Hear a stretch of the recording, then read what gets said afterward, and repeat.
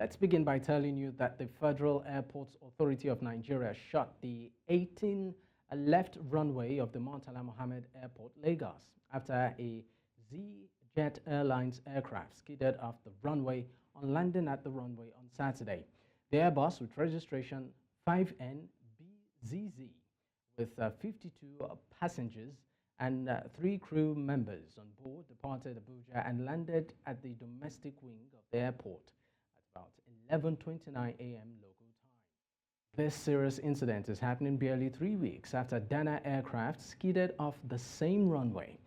As at the time of both incidents, the runway surface was wet as it had rained. The management of Dana Air has temporarily disengaged some of its staff following the ongoing operational audit initiated by the Nigerian Civil Aviation Authority, after one of its aircraft suffered a runway excursion at the Murtala Muhammed Airport in April. According to the airline, the decision was made to ensure efficient management of resources, pending the conclusion of the audit by the regulatory authority. Dana Air's head of corporate communications, that's Kingsley Ezenwa, in a statement on Saturday said the airline remains committed to providing updates and support to its staff throughout the process. The statement added that Dana Air has commenced talks with lessors and currently engaging stakeholders on the progress made so far. The Economic and Financial Crimes Commission has cautioned compliance officers of banks in Nigeria to stop disclosing the anti-graft agency investigative activities to their customers. EFCC's chairman, Ola Olukoyede, made the call through the acting zonal director of the Badon Zonal Command of the Economic and Financial Crimes Commission, ACE1, Hawa Garba Ringim, that's doing a stakeholders meeting with compliance officers of banks in Oyo State. In a statement released by the agency on Saturday, the FCC said it is aware of the fact that compliance officers give information to their clients regarding letters of investigation activities written to the banks from the EFCC. The anti-graft agency boss said the act usually jeopardizes the investigation exercises of financial crimes and delays corruption cases from being filed before the law court. Now, in the meantime, a former member of the House of Representatives, Israel Sonny Goli, has petitioned the Economic and Financial Crimes Commission seeking the probe of a multi-million naira investment by the Nigerian Content Development Monitoring Board. Sonny Goli, who represented Nembe Braz Federal Constituency in the 9th Assembly, in his petition called for a thorough investigation and possible prosecution of its as it relates to the disbursement of funds for the Braz Fertilizer and Petrochemical Limited, the Atlantic International Refinery and Petrochemical Limited, as well as the Braz Petroleum Product Terminal Limited. He said all the investment for projects which are situated in Braz local government area were undertaken during the tenure of the immediate past Executive Secretary of the NCDMB, Simbi Wabote. Now, meanwhile, the Economic and Financial Crimes Commission has come up hard against foreign missions based in Nigeria, banning them from transacting in foreign currencies and mandating them to use the Naira in their financial businesses. The FCC also mandated Nigerian foreign missions domiciled abroad to accept Naira in their financial businesses. This move, the FCC noted, is to tackle the dollarization of the Nigerian economy and the deregulation of the Naira.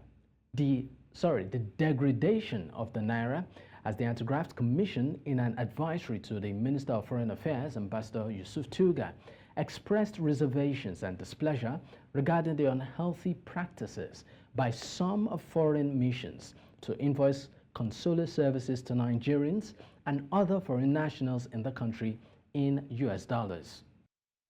Let's move to security matters, where reports of a foreign military base being established in Nigeria to address West and Central Africa's security concerns have sparked a debate. However, both the Nigerian government and the United States have denied these claims. Now, News Central's Neomoni has more in this report. As Western nations close bases and withdraw troops from former French colonies in Africa's Sahel region, speculations have mounted that they may seek new bases in neighboring Nigeria. The Nigerian government has firmly denied such discussions, with both Nigeria and American officials rejecting the notion. The federal government of Nigeria has neither received any request to set up a military base or is even contemplating setting up one. I don't know where it's coming from.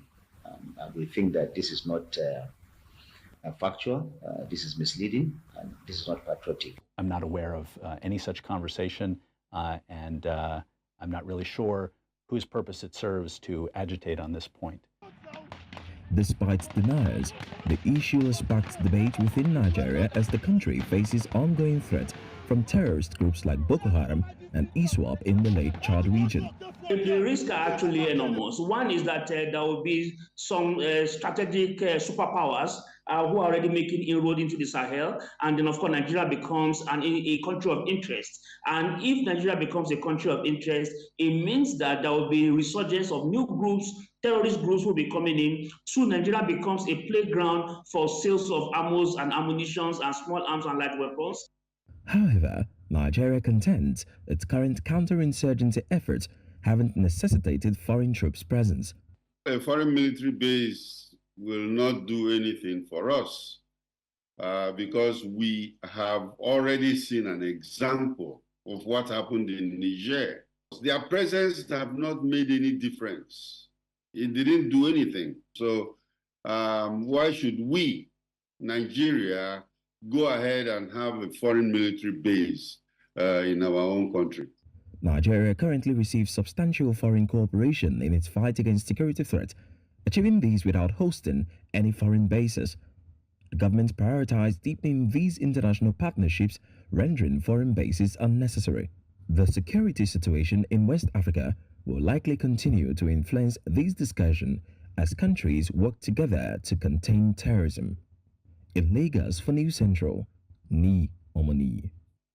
Rivers State Governor Sim Fubara has ordered immediate temporary relocation of the seating of the State House of Assembly to the auditorium, admin block of the Government House, Port Harcourt. The order is contained in the state's official gazette, Executive Order of the Rivers State Government 001 of 2023. According to the governor, the decision was taken because the current House of Assembly complex in its present state is unsafe and constitutes a threat to the lives of the staff and the lawmakers. This is coming few hours after a Rivers High Court in Port Harcourt granted an interim injunction restraining pro-Wike Speaker of the State House of Assembly, Martin Amaule, and 24 other members from parading themselves as legislators. In the meanwhile, the All Progressives Congress has condemned the recent statements credited to the governor of Rivers State, Sim Fubara, over his claim that the State House of Assembly exists at his discretion. This national publicity secretary of the party says that the statement is reckless and an affront on the nation's constitution. And of course, earlier on the news, we had human rights lawyer Ekene Henry share his thoughts on this. The House of Assembly, you also would understand, and it's also not news, that the governor had earlier recognized the Right Honorable Edison Ehie led House of Assembly before the resignation of that member, both as member of the Rivers House of Assembly and as Speaker. So it then means that when that House sought the governor to provide an alternative place for their sitting, and right now that they have resumed their sitting, because they had John Senedai at that time, with the 3 members or 4, as the case may be, left now, I also saw that instrument, that executive order, just on the media as well. So I think to that extent, that it could be justifiable when that's, if you like, call it faction, but I wouldn't say faction, because for me, and I must take my position from the beginning, when those members requested for a place to be provided for them to do legislative business, the governor has to do so. 2 months to the local government election in Delta State, southern Nigeria, political parties are already strategizing on how to have a good outing during the poll. News Central's correspondent Austin Azu completes the report. The Delta State Independent Electoral Commission, after meeting with the various stakeholders and political parties in Asaba, the Delta State capital, announced the dates for the local government elections. Chairman of Labour Party in the South-South geopolitical zone is optimistic about his party's readiness for the polls. He said the party has resolved to contest the 25 LGAs and 500 councillor seats across the state. These councillorship aspirants on the platform of the Labour Party called on the state electoral umpire to be upright in all the electionary processes. They demand a level playing ground for all parties to exercise their franchise. So I don't think we are going to say because the right result that we're not going to contest the election. No, our candidates will go for the elections. We're already doing what we're supposed to be doing, bringing our candidates up very soon. We'll start having our primaries, and definitely we'll put our candidates out to contest for the local government elections. So this should please give us a free and fair election, which will help the people. Not saying PDP should not win. I'm not saying APC should not win. But what I'm trying to say, a level playground. Our amiable governor, please don't be a dictator nor a tyrant to mold this political system. Remember, if you do, your second tenure will be at stake. Meanwhile, the chairman of PDP in the state has unveiled the party's timetable for the election with assurance of sweeping the polls. We are prepared, we are willing, we are determined to ensure that we win all the available positions. Yes. If they are afraid that we're going to win and therefore they want to run away from contesting, they can run away. But whether we're going to defeat them, of course, the answer is yes, we're going to defeat them. The state governor urged gender inclusiveness for the PDP by choosing their chairmanship and councillorship candidates. I keep telling people that if you get chairman as a man, the vice should be a woman. Then also, in each of the local government, you must come with not less than 3 female as councillors. All eyes are now on the Delta State Independent Electoral Commission to conduct free, fair, and acceptable local government elections across the 25 local government areas in the state. In Asaba, for News Central, Austin Azul. Let's take you back to an earlier story where we told you the Economic and Financial Crimes Commission has come up hard against foreign missions based in the country, banning them from transacting in foreign currency and mandating the use of the Nigerian Naira in its financial businesses.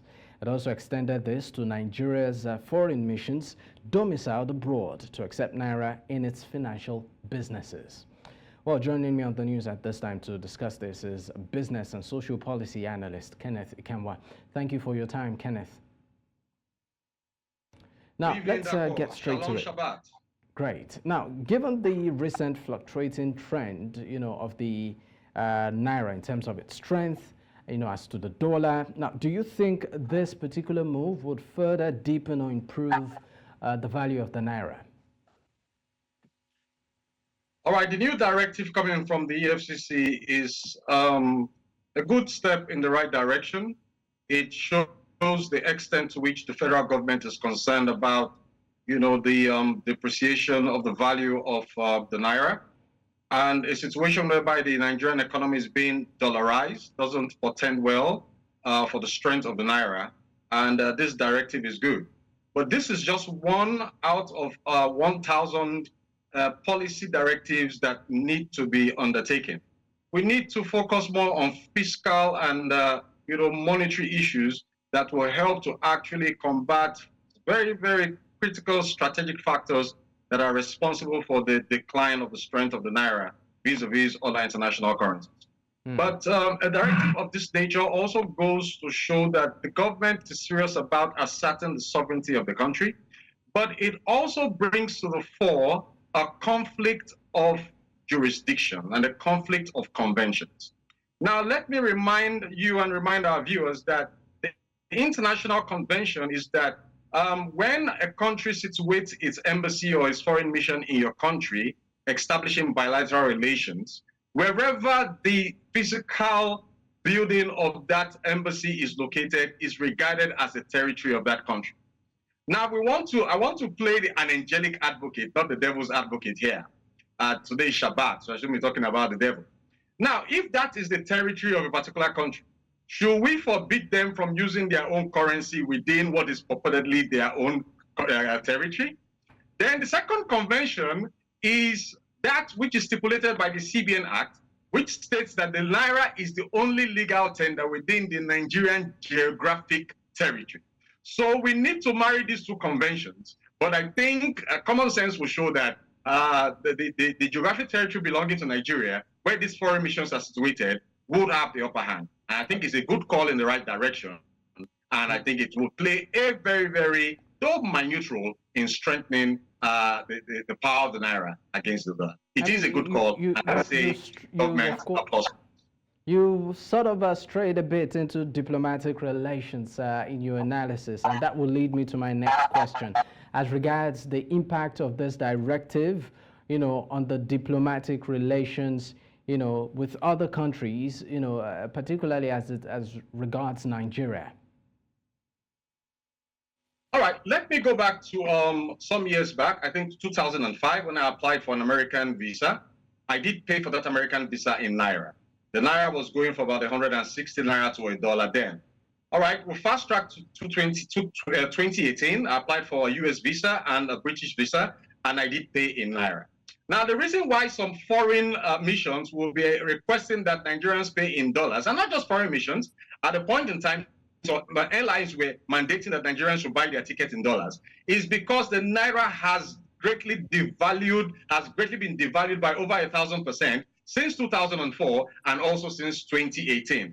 So we would first of all need to establish the fact that some of these foreign missions are acting in their own economic interest, but you can't be acting in your own economic interest within our Nigerian territory to the detriment of our own economic interest. So it is not too much of a matter of affecting foreign relations. It is a matter of affecting the national convention, respecting our national laws, in as much as we also have evoked the doctrine of reciprocity. So the directive has also said Nigerian missions abroad should trade with the currencies of those countries wherever they find themselves. And if there's a devaluation in those currencies, then the missions should also dance to the music. So there is reciprocity here, and there is no need for us to envisage any form of conflict or any form of strain in diplomatic relations. All right, so let's move on to other stories where we understand that in the business space in Nigeria, talking about cryptocurrencies, there is, of course, have been issues in the last 2 months where Africa's cryptocurrency space has been a game of two halves. For months now, the Nigerian government and the cryptocurrency giant Binance have been at loggerheads, with the platform accused of tax evasion and money laundering. Less than 5 years after integrating Nigeria's local currency onto its platform, Binance ended its Naira services in March, following government crackdown that led to the arrest of 2 of its executives. However, in April, South Africa experienced a completely opposite turn of events, with regulators issuing licenses to over 75 crypto institutions. 2 largest economies moving in increasingly opposite directions towards adoption. The question now remains, what is the future of crypto on the continent?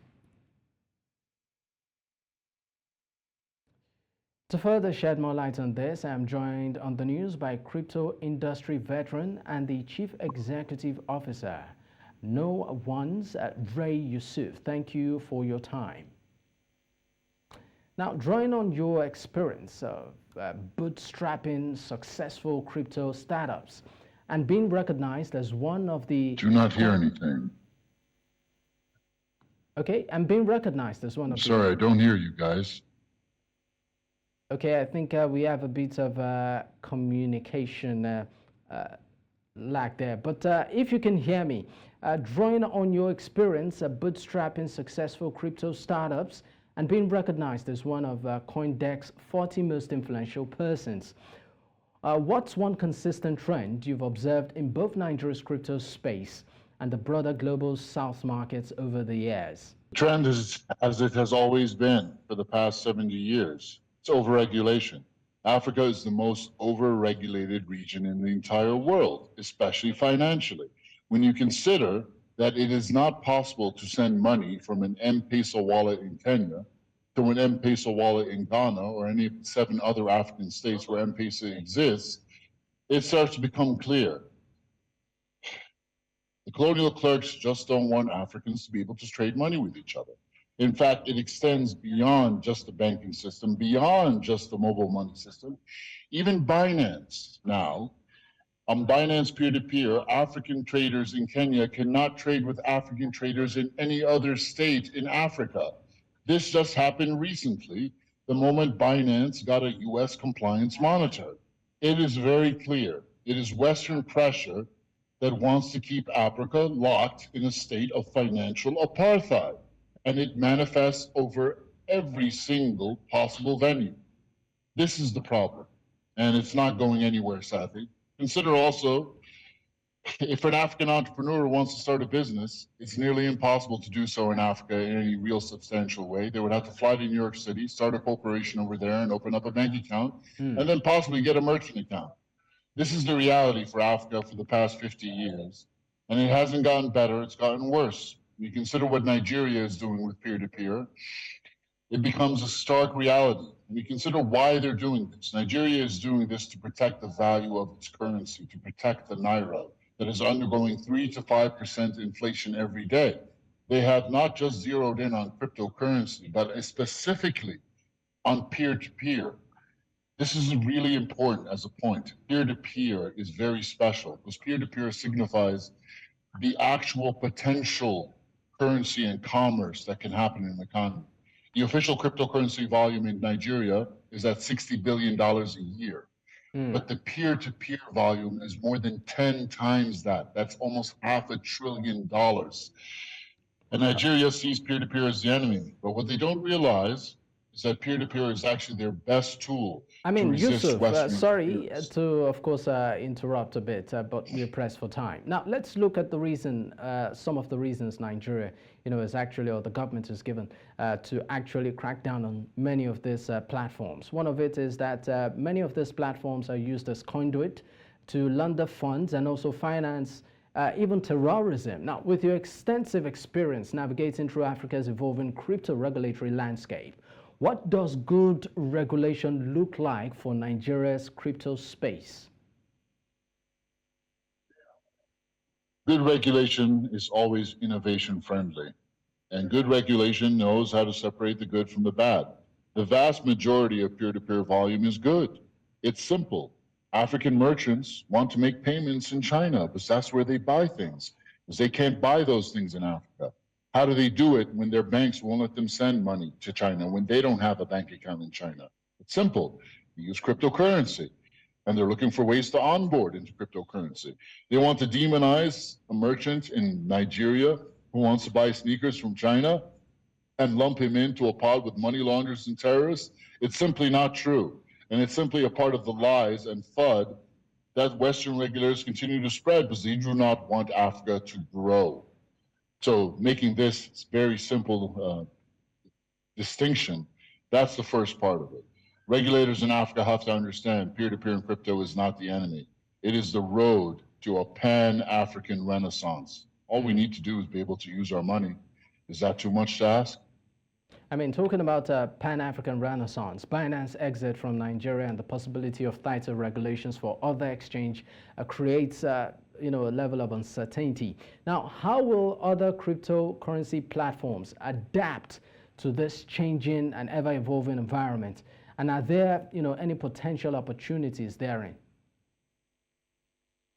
Absolutely. We're in the middle of the peer-to-peer revolution. That means people trading with other people with no intermediaries, no brokers.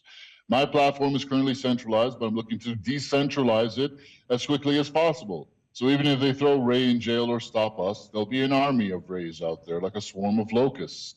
In addition to no ones, I also have a decentralized open source protocol called CivKit, Civilization Toolkit, that anyone can use to build their own peer-to-peer marketplace. And that's just what people are doing. It's impossible to stop peer-to-peer because most of it happens on WhatsApp, Telegram, on the streets. People just want to be able to trade with each other. Merchants just want to be able to make payments so they can continue their business. It is literally the biggest opportunity ever.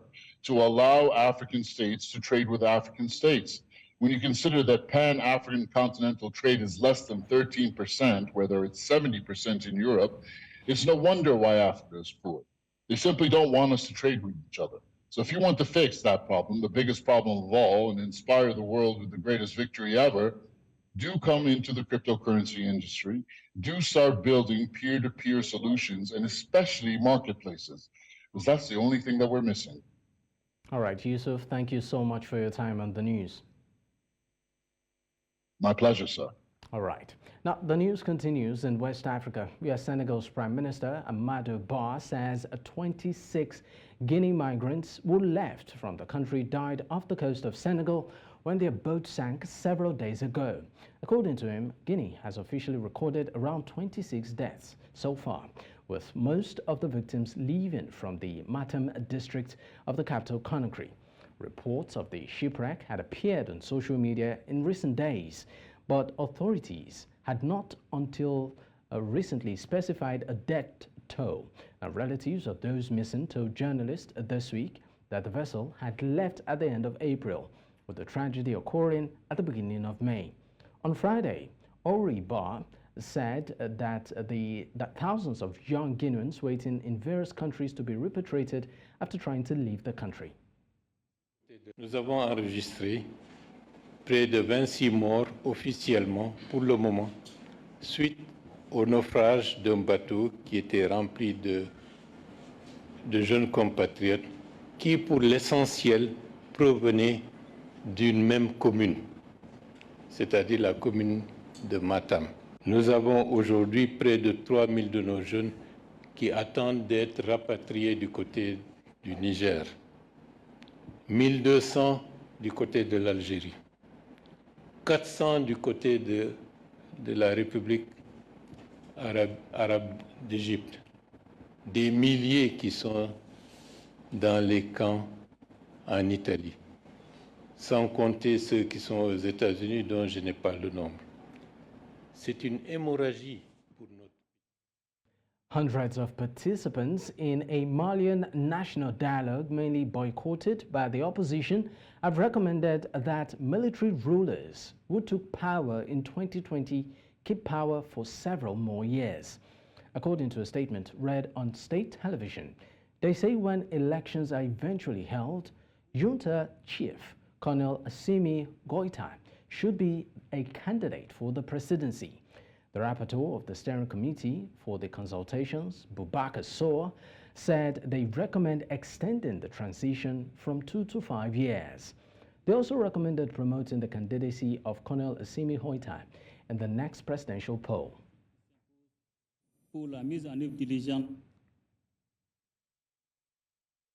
Former President of Côte d'Ivoire, Laurent Gbagbo, has been named as his party's candidate for the 2025 presidential poll, though banned from running because of a 20-year jail term. Gbagbo, the West African nation's president from 2000 to 2011, was the first former head of state to face a criminal charge or crimes against humanity trial at the International Criminal Court in The Hague, where he was acquitted in 2019. However, he was ordered jail for 20 years in 2018 for his role in the looting of a bank. Gbagbo was pardoned in 2022 but still cannot run for public office. Is African People's Party's Ivory Coast still named him their candidate? In a speech lasting more than an hour, Gbagbo said he would serve only one term, take measures to halt rampant corruption, and make the judiciary more independent. In South Africa, rescuers and onlookers cheered and applauded on Saturday as a survivor was rescued after 116 hours from underneath the rubble of a collapsed building in South Africa, with the tragedy having killed at least 13 persons. An apartment block under construction in the southern city of George crumbled on Monday afternoon, while a crew of 81 were on site. Rescue teams have been working against time ever since the structure came crashing down. 29 persons have been rescued alive, while 39 remained unaccounted for. Provincial Premier Alan Winde said a difficult identification process was underway and that police were using fingerprints, DNA testing, and photographs.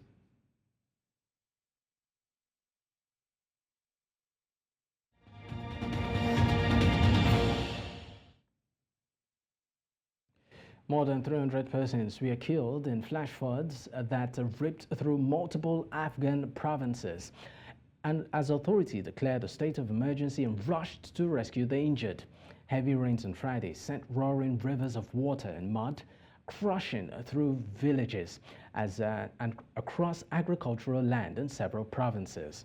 Survivors on Saturday picked through muddy debris-littered streets and damaged buildings as authorities and non-governmental groups deployed rescue workers in aid, warning that some areas had been cut off by the flooding.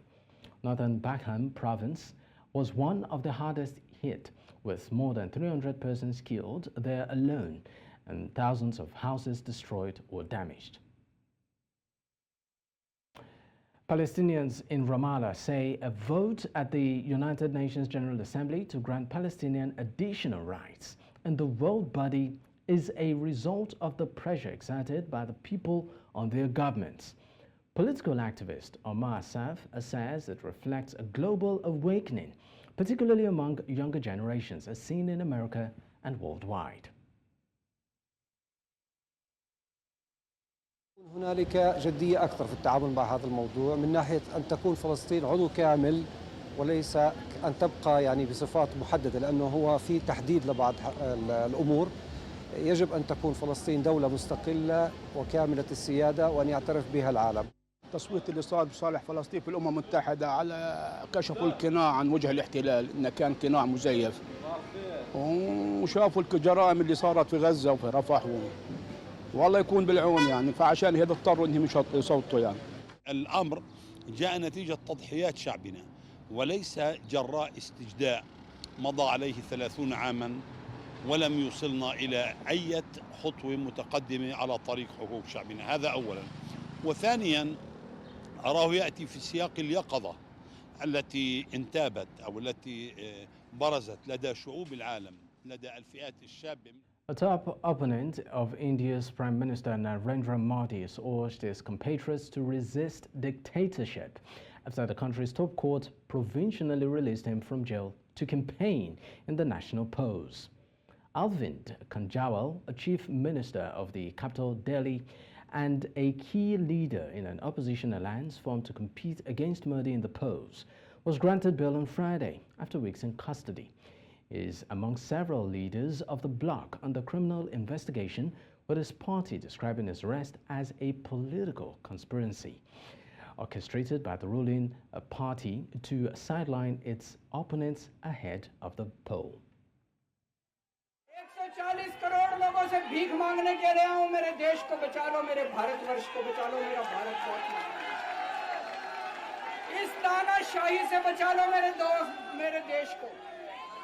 देश के सारे नेताओं को खत्म करना चाहते हैं मोदी जी, और इसको 2 स्तर के ऊपर इस मिशन को चला रहे हैं।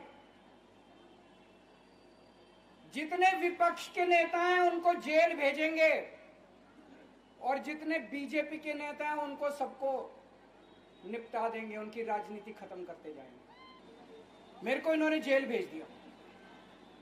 प्रधानमंत्री जी कह रहे हैं मैं भ्रष्टाचार से लड़ रहा हूं। मैं मोदी जी को कहना चाहता हूं, भ्रष्टाचार से अगर लड़ाई लड़नी है तो केजरीवाल से सीखो।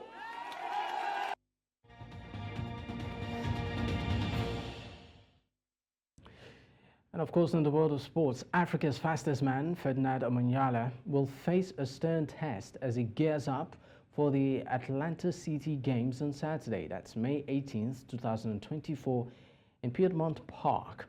Omanyala will be competing in the 100-meter race, where he will be up against American Arion Knighton.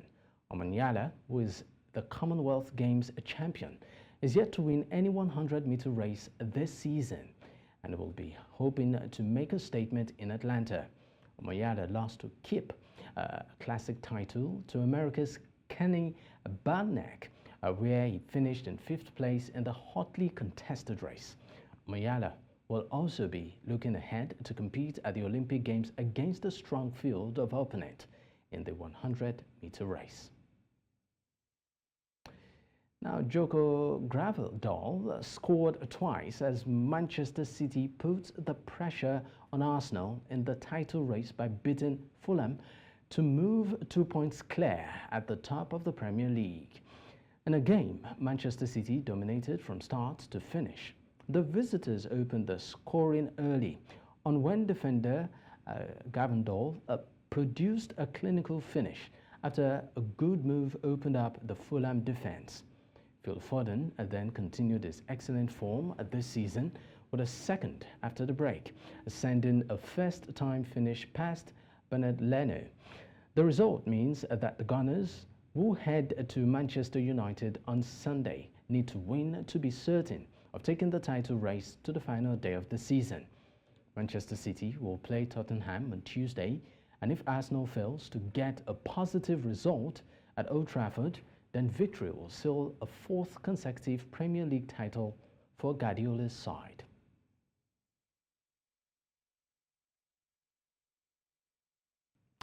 And that's a wrap on the news at this time. But before we go, another look at some of our top stories. We told you that the Federal Airports Authority has shut runway in domestic airport in Lagos after aircraft skids off the surface during landing. The Economic and Financial Crimes Commission has warned banks to stop tipping off owners of suspicious accounts.